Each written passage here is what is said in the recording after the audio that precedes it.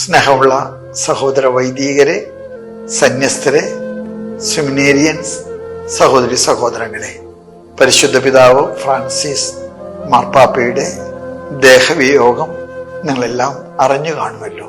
പരിശുദ്ധ പിതാവിന്റെ കബറടക്ക ശുശ്രൂഷയിൽ പങ്കെടുക്കാനായിട്ട് ഞാൻ റോമിലേക്ക് യാത്രയാകുകയാണ്.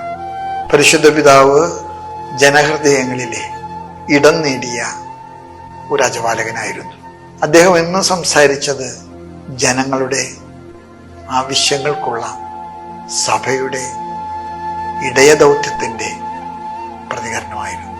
മാർപ്പാപ്പ ഒരു ദൈവശാസ്ത്രജ്ഞൻ എന്ന പേരിൽ അറിയപ്പെടുന്നതിനേക്കാൾ മാർപ്പാപ്പയ്ക്ക് ഇഷ്ടം ഒരു നല്ല ഇടയനായിട്ട് അറിയപ്പെടാനാണ്. പരിശുദ്ധ പിതാവ് എന്നും ധൂർത്തപുത്രന്റെ അപ്പന്റെ സ്ഥാനത്ത് നിന്നതുപോലെയാണ് എനിക്ക് തോന്നുന്നത്. നന്നായിട്ട് ജീവിക്കുന്ന എല്ലാവരെയും മാർപ്പാപ്പ എന്നും പ്രോത്സാഹിപ്പിച്ചിട്ടുണ്ട്.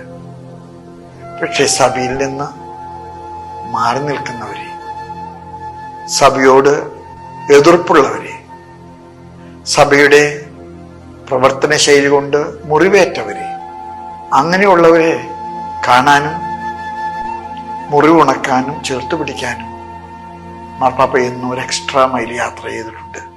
അതുകൊണ്ട് മാർപ്പാപ്പയുടെ നിര്യാണം ലോകം മുഴുവൻ ഹൃദയത്തിലേറ്റതുപോലെയാണ് എനിക്ക് തോന്നുന്നത്.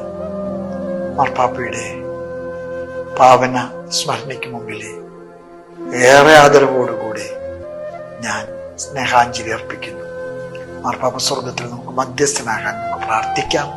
മാർപ്പാപ്പ നമ്മെല്ലാവരും അനുഗ്രഹിക്കാൻ ദൈവത്തിൻ്റെ കൈകളിലെ ഉപകരണമാകട്ടെ.